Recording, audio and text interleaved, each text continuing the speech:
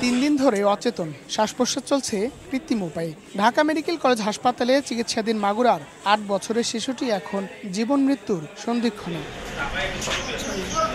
মেয়ের এমন সংকটাপন্ন অবস্থায় মুষড়ে পড়ছে পরিবার। জড়িতদের দ্রুত দৃষ্টান্তমূলক শাস্তির দাবি স্বজনদের।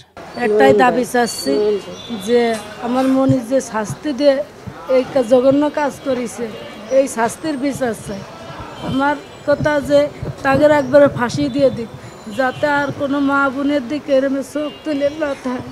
মাগুরায় গত বৃহস্পতিবার ধর্ষণ ও হত্যা চেষ্টার শিকার শিশুটির শারীরিক অবস্থার এখনো কোনো উন্নতি হয়নি। শনিবার চিকিৎসায় গঠন করা হয়েছে 4 সদস্যের মেডিকেল বোর্ড। বাচ্চাটার পরিস্থিতি এখন আসলে একটু খারাপের দিকেই।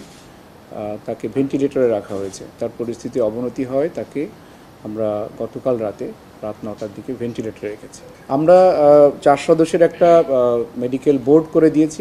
ফ্রি অফ কস্ট তার যেসব জিনিস লাগবে, ওষুধপত্র আমরা হাসপাতাল থেকে প্রোভাইড করব। এদিকে শিশুটির মায়ের সঙ্গে মুঠোফোনে কথা বলে চিকিৎসা ও সব ধরনের সহায়তার আশ্বাস দিয়েছেন বিএনপির ভারপ্রাপ্ত চেয়ারম্যান তারেক রহমান। হায়দার আলী, সময় সংবাদ, ঢাকা।